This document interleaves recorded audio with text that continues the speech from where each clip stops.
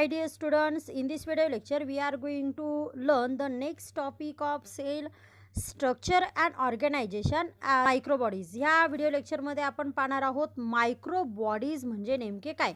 Microbodies means what? The some cell membrane which are coiled and which are form a small vesicles, and actually these vesicles, these are produced from the endoplasmic reticulum, and these are called as the microbodies. These are also called as the microsomes, and these are the minute single membrane bound vesicle.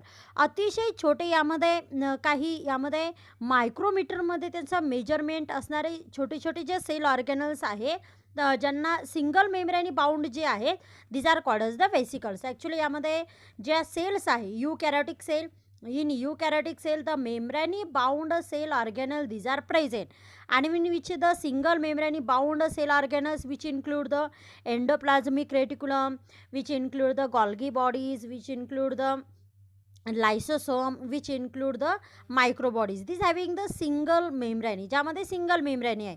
Actually these single membrane these are made up from the phospholipid which having the polar head and which also having the non-polar tail, and in this case the polar head these are present the outside, and inside having the these non-polar tail.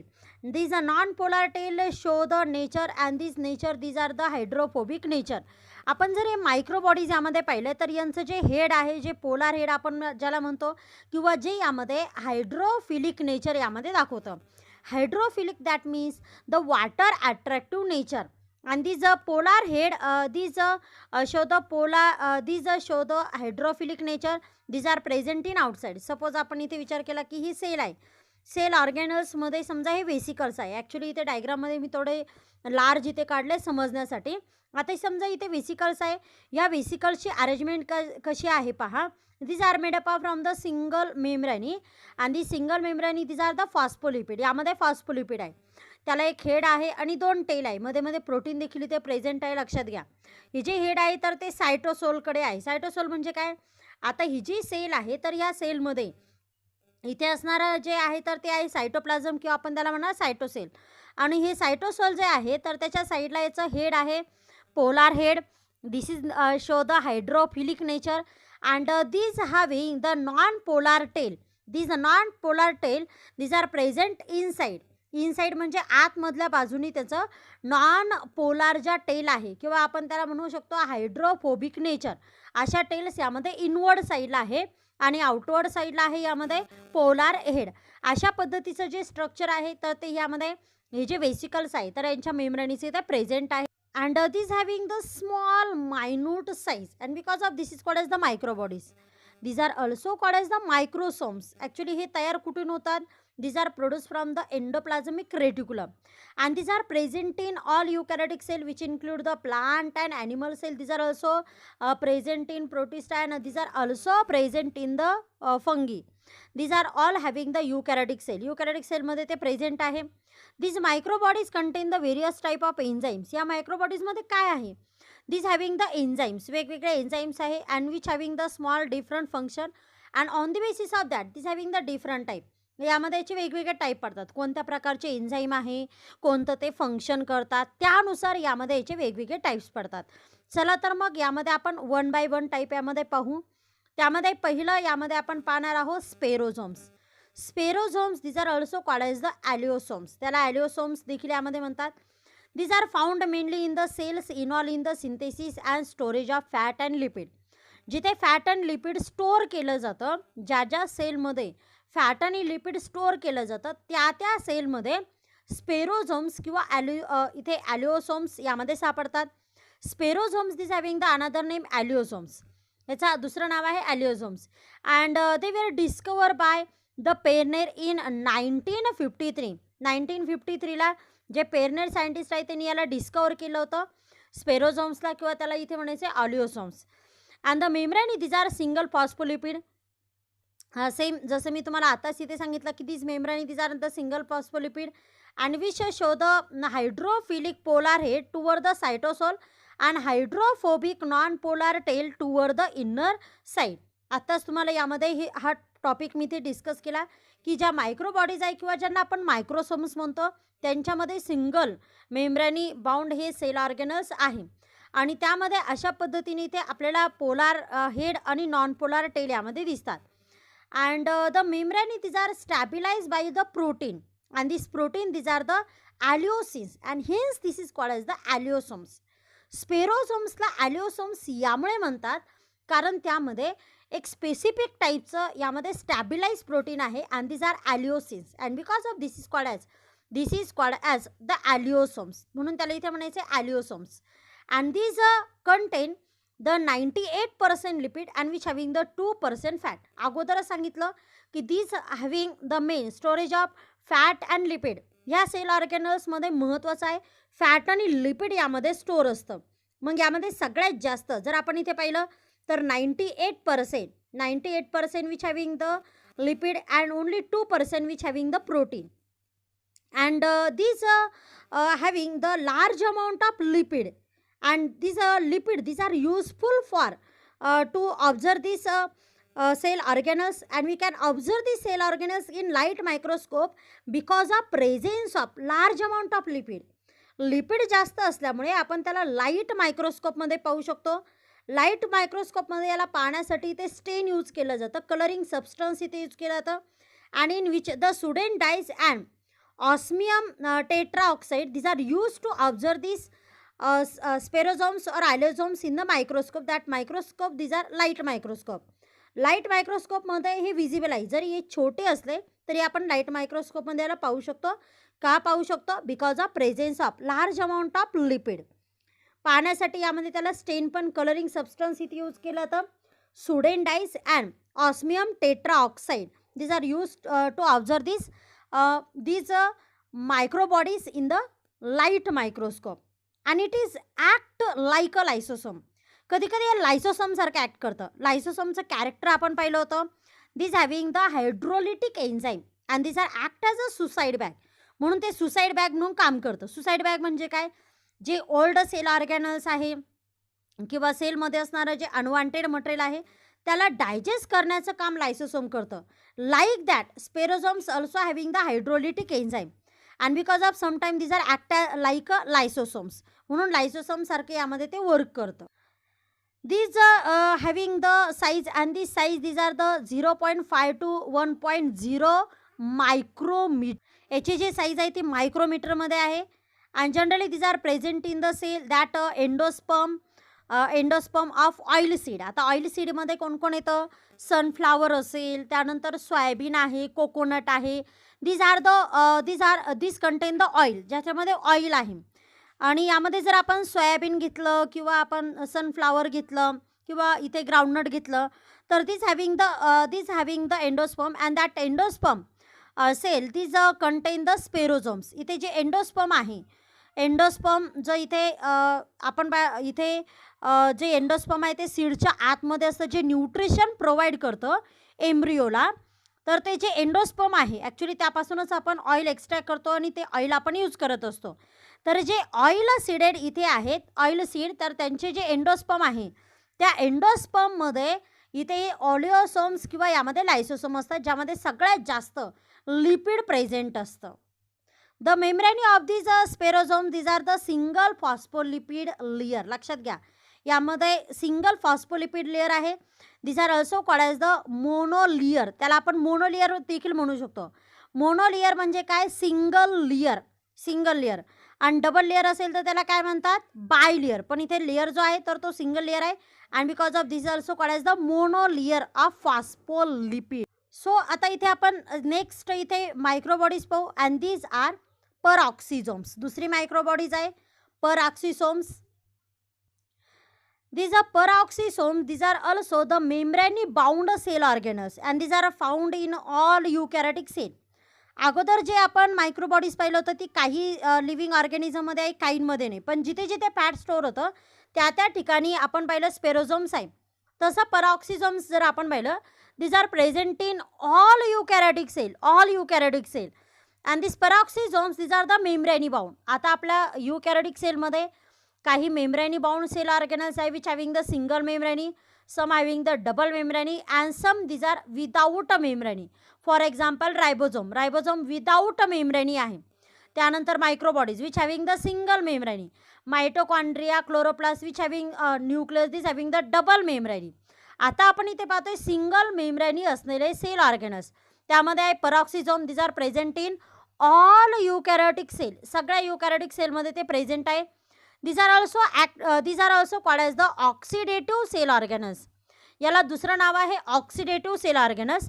Because of in this cell organelles oxidation reaction these are takes place, and this is the basic feature of these cell organelles, and because of this is called as the oxidative cell organelles. म्हणून त्याला इथे म्हणायचं आहे oxidative cell organelles.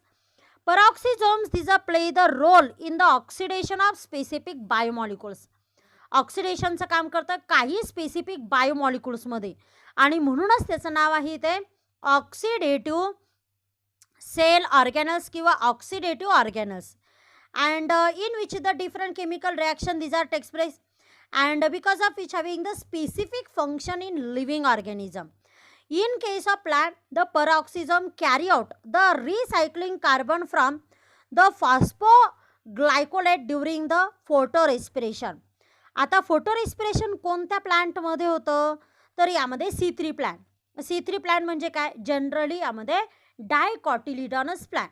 डायकॉटिलिडॉनस जे plant आहे त्यांच्यामध्ये फोटोरेस्पिरेशन होतं, आणि फोटोरेस्पिरेशनमध्ये 3 सेल ऑर्गेनल्स यूज केले जातात.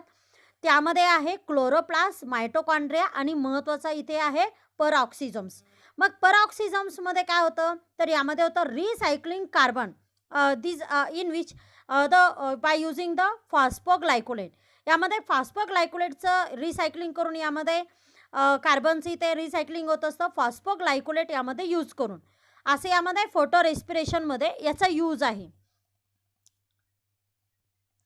इथे डायग्राममध्ये तुम्ही पाहू शकता डिफरंट फॉर्म जे आहे, जसं यामध्ये सिट्रेट आहे, त्यानंतर OA आहे, ऑक्झॅलो ॲसिटिक ॲसिड, हे वेगवेगळे जे फॉर्म आहे इथे कार्बनचे इथे तुम्ही पाहू शकता. and in which the recycling carbon these are takes place from the phosphoglycolate these are takes place in peroxisomes.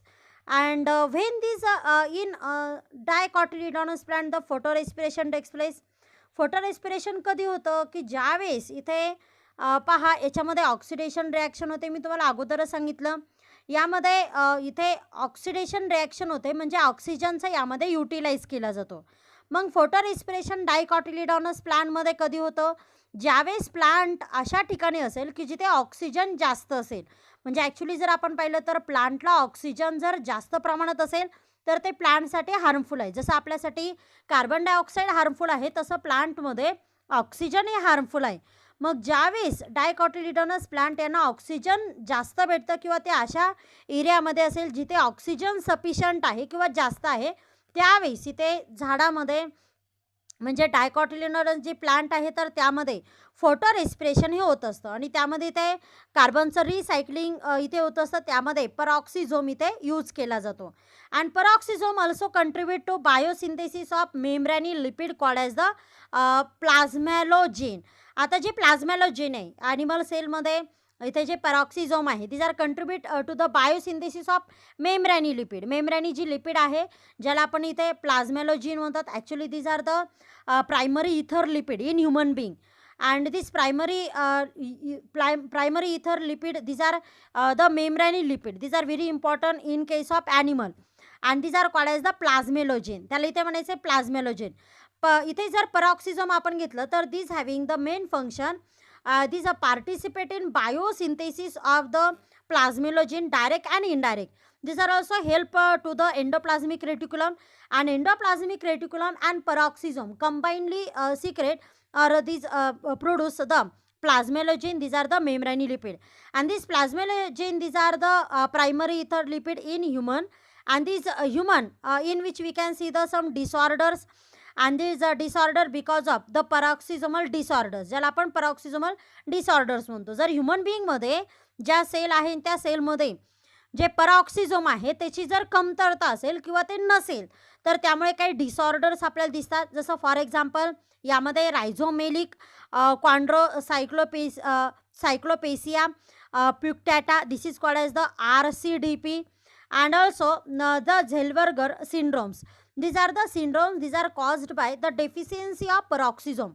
Peroxisome deficiency मुळे हे इथे आपल्याला abnormalities दिसतात, and these abnormalities we can see in the person and this having the some symptoms in the face. आपल्याला जे face आहे ते abnormal टाईपचं जे फेस आहे किंवा ॲबनॉर्मल टाईपचं जे इथे चेहरा आहे किंवा यामध्ये ऐकण्याचा प्रॉब्लेम असेल किंवा दिसण्याचा प्रॉब्लेम असेल, जी ॲबनॉर्मॅलिटी आहे फेसमध्ये, तर ते पेरॉक्सिझोमच्या डेफिशियन्सीमुळे होणारा हा प्रॉब्लेम आहे. And so peroxisome these are very important. म्हणून इथे पेरॉक्सिझोम खूप इम्पॉर्टंट आहे आपल्या बॉडीमध्ये असेल किंवा इथे प्लांटमध्ये असेल. त्यानंतरचं नेक्स्ट इथे मायक्रोबॉडीज आहे, ती आहे ग्लायकॉक्सिझोम. Glycoxysome, these are the microbodies, these are like a peroxisome. Peroxisome and glyoxysome, these are the same. The peroxisomes, these are useful to storage the fat, that is called as the glycoxysome in case of plant.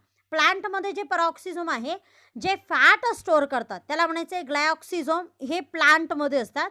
आणि कोणत्या प्लांटमध्ये, की ज्या प्लांटमध्ये जे germinating seed आहे, germinating seed म्हणजे seed ज्यावेळेस जर्मिनेट होतात त्यावेळेस इथे जे फॅट स्टोअर असतं तर त्यामध्ये तिथे याचा यूज होतो. त्याचबरोबर जे फिलामेंटस फंजा आहे त्या फिलामेंटस फंजामध्ये याचा यूज होतो असतो. This membrane bound cell organelles contain the peroxisome and this contain the beta oxidation. Actually इथे हे पेरॉक्सिझोम नाव यामुळे पडलेलं आहे पेरॉक्सिझोमला कारण त्यामध्ये हायड्रोजन पेरॉक्साईड आहे.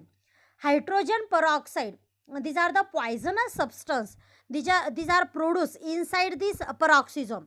या पेरॉक्सिझोममध्ये हायड्रोजन पेरॉक्साईड हा सबस्टन्स जो पॉयझनस सबस्टन्स आहे तो अगोदर जनरेट होतो म्हणजे तयार होतो.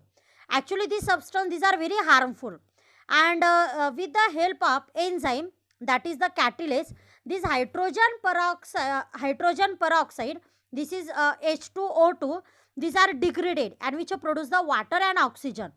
इथे पेरॉक्सिझोमचा अजून एक बेसिक कॅरेक्टर आहे की पेरॉक्सिझोमला पेरॉक्सिझोमच नाव का पडलेलं आहे कारण त्यामध्ये हायड्रोजन पेरॉक्साईड असतो. यामध्ये दोन्ही टाईपच्या रिॲक्शन चालतात, कॅटाबॉलिक ॲनाबॉलिक. महत्त्वाचं इथे सुरुवातीला जे पॉयझनस सबस्टन्स आहे हायड्रोजन पेरॉक्साईड हे फॉर्म होतं जे खूप हार्मफुल असतं म्हणजे सेलला ते डिस्ट्रॉय करू शकतं. बट हायड्रोजन पेरॉक्साईड जे आहे तर ते या सेल ऑर्गॅनलच्या आतमध्ये तयार होतं आणि त्याचा फॉर्म्युला आहे H2O2. त्यानंतर हे H2O2 डिग्रेडेड केलं जातं म्हणजे यामध्ये कॅटिलेज रिॲक्शन होते पेरॉक्सिझोममध्ये आणि त्यानंतर याचं डिग्रेडेशन होतं आणि डिग्रेडेशन झाल्यानंतर त्यापासून वॉटर आणि ऑक्सिजन यामध्ये फॉर्म होतं. This chemical reaction these are takes place in peroxisome. पेरॉक्सिझोममध्ये इथे ऑक्सिडेशन रिॲक्शन इथे चालते, इथे ऑक्सिजन इथे इन्व्हॉल्व होतं केमिकल रिॲक्शनमध्ये. पण प्लांटमध्ये जे पेरॉक्सिझोम्स आहे त्याला इथे म्हणायचं आहे glyoxysomes which contain the beta oxidation enzyme and these are found in the seed, germinating seed and filamentous फंजाय.